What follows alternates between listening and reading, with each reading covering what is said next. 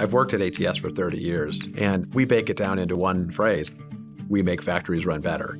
And we do that by being really good at maintaining automated equipment. So, I mean, everything in a manufacturing plant, we really get into taking care of it. And how do you proactively maintain it and work very hard so that it doesn't fail?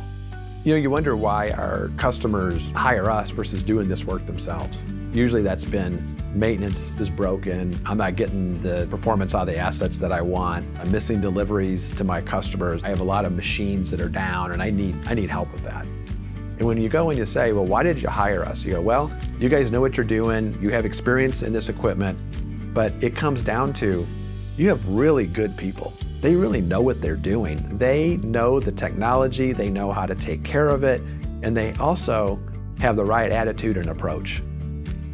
They're depending on us to deliver fantastic service and productivity to them. And we can't do that without fantastic employees who really know what they're doing.